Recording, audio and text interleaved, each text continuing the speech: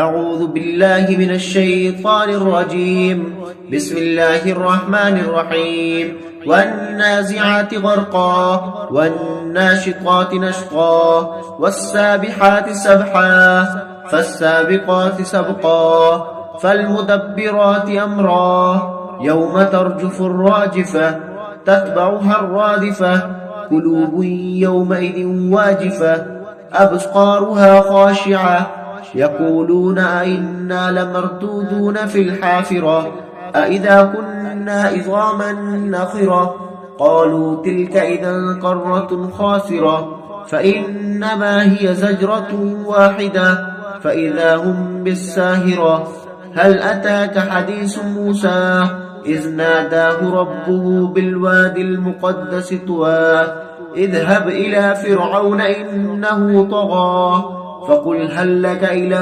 أن تزكى وأهديك إلى ربك فتخشى فأراه الآية الكبرى فكذب وأصغى ثم أدبر يسعى فحشر فنادى فقال أنا ربكم الأعلى فأخذه الله نكال الآخرة والأولى إن في ذلك لعبرة لمن يخشى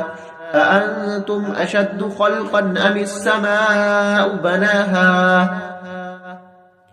رفع سمكها فسواها وأغطش ليلها وأخرج زحاها والأرض بعد ذلك دحاها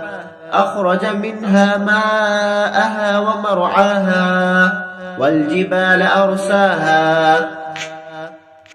متاعا لكم ولأنعامكم فإذا جاءت الطامة الكبرى يوم يتذكر الإنسان ما سعى وبرزت الجحيم لمن يرى فأما من طغى وآثر الحياة الدنيا فإن الجحيم هي المأوى وأما من خاف مقام ربه ونهى النفس عن الهوى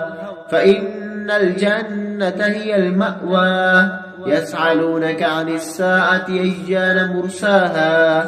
فيما أنت من ذكراها إلى ربك منتهاها